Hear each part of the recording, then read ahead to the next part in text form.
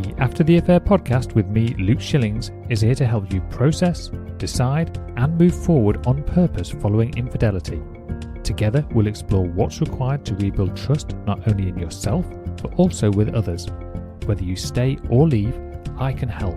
And no matter what your story, there will be something here for you. Let's go.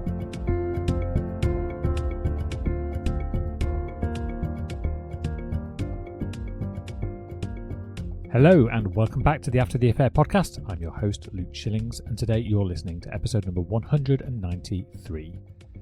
Over the last two episodes, we've explored a difficult but incredibly important topic. First, we looked at whether you should tell your children about an affair at all. Then we looked at what changes when the relationship is ending and separation becomes part of the conversation. But throughout both episodes, there has been a question sitting quietly in the background. A question that many of you have probably been asking yourselves the entire time. Okay, Luke, but what do I actually say? Because it's one thing to understand the principles. It's one thing to understand emotional safety, stability, truth versus detail, and all the things that we've discussed so far. But eventually there comes a moment where none of that feels like quite enough. Because eventually you're sitting in front of your child. Your heart's racing. Your mind is running through 1,000 possible outcomes. And you realise that this isn't just a theory anymore. It's an actual conversation, and probably a pretty difficult one. So today, that's what we're going to focus on. Not whether you should have the conversation, not when, but how. I think the biggest mistake parents make before this conversation even begins is believing that there is a perfect script, a perfect set of words, a perfect explanation. A perfect answer to every question that might come up. And I understand why. Because if you're anything like most people I work with, or me, you desperately want to get this right. You don't want to damage your children. You don't want to create confusion. You don't want to say something that you'll later regret. So naturally your brain starts searching for certainty. The perfect words become a form of emotional protection. If I can just find the right thing to say, everything will be okay.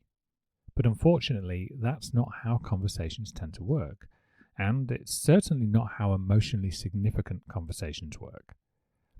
The reality is that children rarely remember exact words. What they remember is how the conversation felt. They remember whether they felt safe, whether they felt loved, whether they felt included or excluded, whether they felt supported. And that's actually good news because it means that you don't need perfection. You need presence. You don't need the perfect explanation. You need the ability to sit with whatever happens next. And those are very different things.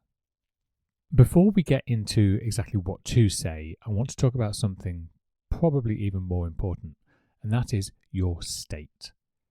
Because your emotional state matters far more than most people realize.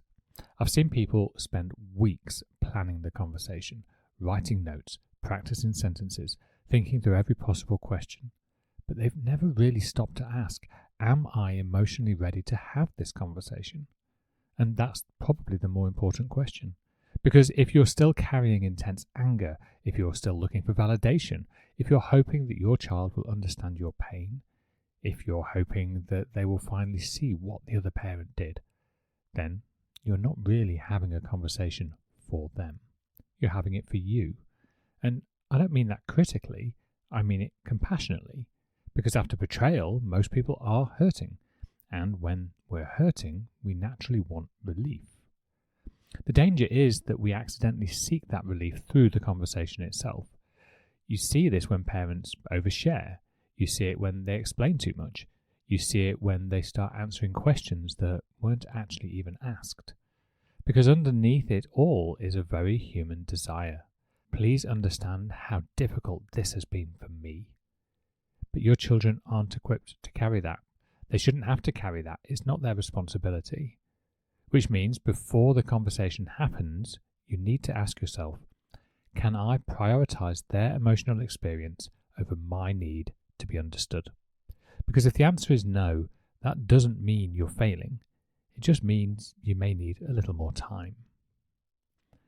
Now, I don't believe in scripts per se, but I do believe in structure.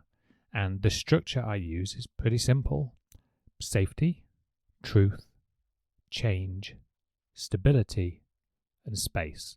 So let's walk through each of those. Before anything else, children need safety. Not information, not explanation. Safety. And that often sounds like, we need to talk to you about something important. We both love you very much. Nothing you did caused this. This is not your fault. Those last 4 words matter probably more than you might think, because children are remarkably good at creating explanations when they don't understand something. And very often those explanations involve themselves, particularly young children. They may never say it out loud. They may not even be able to internally articulate it to themselves, but they can quietly wonder, did I do something wrong? Is this because of me? Or is this because of me and my brother fighting? Would things have been different if I'd behaved better? So don't assume that they know it isn't their fault. Tell them, and tell them more than once. Now we come into truth, not detail, truth. There's a clear difference. For example, we've been having some problems in our relationship. We haven't been able to solve those problems. We've decided we're going to live separately. Those are truths. You don't need the affair started 2 years ago. You wouldn't believe what your father did. Your mother has been lying to me this whole time. Those are details. And the challenge with details is they create burden, and children don't need that burden. They need clarity. Once you've established safety and truth, the next thing children want to know is what's changing. Because that's where their minds naturally go. Where will I live? What happens at Christmas? Will I still see you both? Can I still play football on Saturdays? Will I still go to the same school? And what strikes me is how often adults underestimate how practical children are. While we're worrying about emotional explanations, they're wondering who is taking them to swimming lessons. So answer those questions where you can. Not because they're trivial, but because they're important. They are part of your child's sense of stability. What about what doesn't change? And this section, I think many parents rush through because children need anchors. They need things to remain true, things they can hold on to, things like, we both love you. We are both still your parents. We are both going to take care of you. We are both going to be in your life. The reason this matters is because betrayal often creates an instability. Separation creates instability. Uncertainty creates instability. So your job is to identify the things that remain stable. And it might help remind you too, but most importantly, highlight it to them repeatedly. The next part is also an area that I've seen many people struggle with. It's the silence, the space, the reaction, or sometimes the lack of reaction. Because children don't always respond the way we expect. Some cry, some get angry, some ask 100 questions, some stare at the floor, some appear completely unaffected and rush off back to their mates or their computer game. And that last one can be particularly unsettling because it might leave you thinking, have they even understood? Do they even care? Often they do, they're just processing it differently. And that's okay. Not every emotion arrives on schedule. You know that. So then comes the questions that you're dreading. So let's talk about those difficult questions, because these are the ones that create probably the most anxiety. Why? The most common question. And this is where most people become uncomfortable, because they kind of know the full answer, but the full answer isn't necessarily the helpful answer. You don't need to explain every detail. You can simply say, we weren't able to fix some important problems in our relationship.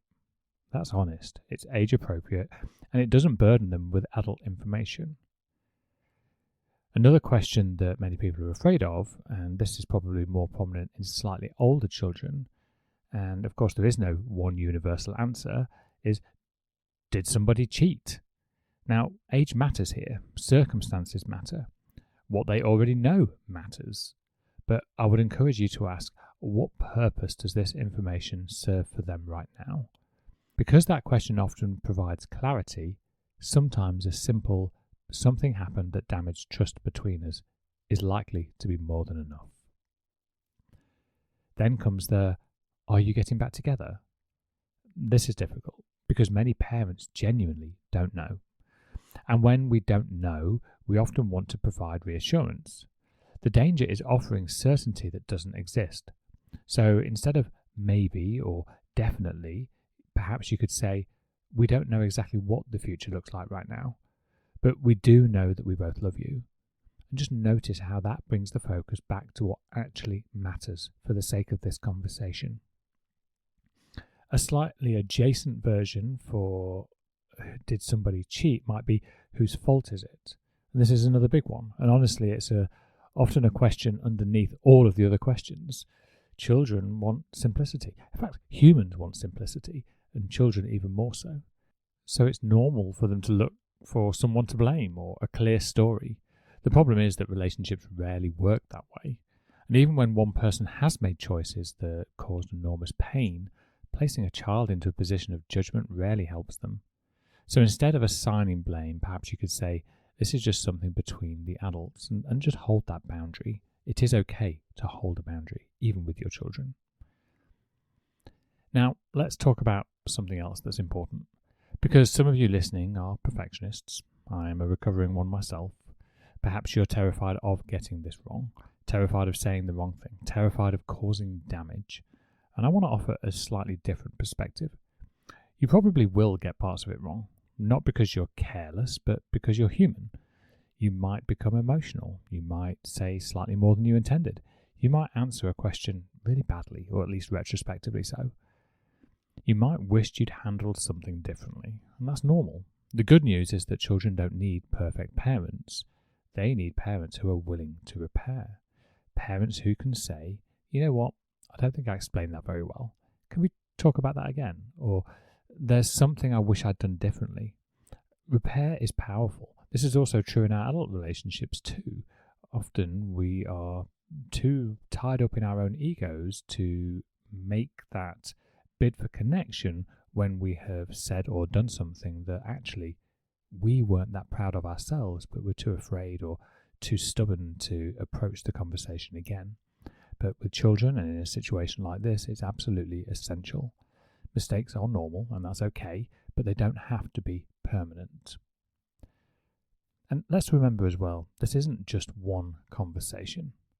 Perhaps the most important thing today is this. This isn't one conversation. It's just the first conversation, and that's all. There will be follow-up questions, there'll be new emotions, different perspectives, and as children grow, their understanding changes too. I remember questions that my kids were asking me when they were 3 and 6 years old respectively, and now at 9 and 13, they're asking slightly different questions and slightly different scenarios. They change as time changes, and that's okay. The questions that a 7-year-old asks are obviously going to be different to questions that you might get from a 17-year-old, for example, which means the conversation can evolve depending on the situation. So let's just take a bit of pressure off yourself. You don't need to say everything today. You don't need to solve everything today. In fact, if you could solve everything today, you wouldn't even be having this conversation. So stop putting that unnecessary burden upon your shoulders. You don't need to answer every future question today. You just need to take that next step. If you've listened to all 3 episodes in this series, you might have noticed something. We've spent surprisingly little time talking about affairs or even betrayal. And that's intentional, because while the affair may have been the catalyst, it's not actually the thing that your child needs most help understanding. What they need most is safety, stability, reassurance, consistency, and parents who are willing to put their emotional needs aside long enough to support them through a difficult moment. They don't need the perfect explanation. They don't need the full story. They don't need to know everything. They need to know they're loved. They need to know they're safe, and they need to know that although life may be changing, they don't have to navigate that change alone. And if you're listening to this and thinking, Luke, I understand the principles, but I still don't know if I'm ready for that conversation, that's completely normal. Because knowing what matters and actually sitting down with your child are 2 very different things. That's one of the reasons I've created something called the Safe Conversations Framework. a practical guide designed specifically for parents navigating difficult conversations with their children during relationship breakdown, separation, or the aftermath of an affair. It walks you through the same 5-step process we've discussed in this episode and throughout this series: safety, truth, change, stability, and space, along with guidance on difficult questions, common mistakes, and age-appropriate considerations. It's not a script. It's not about finding the perfect words. It's about helping you show up with more confidence, more clarity, and much more intention when the moment arrives. You can access your copy by emailing me at luke@lifecoachluke.com with the subject line of Safe Conversations, and I will get that sent out to you as soon as possible. If you want to find out what working together one-to-one looks like, then you can find out more information at lifecoachluke.com. And if you're not already, come and join me over at Instagram. There's a load of great information over there too. Because the reality is, you don't need to do this perfectly. You simply need to take the next step. Until next time, I'll talk to you all very soon.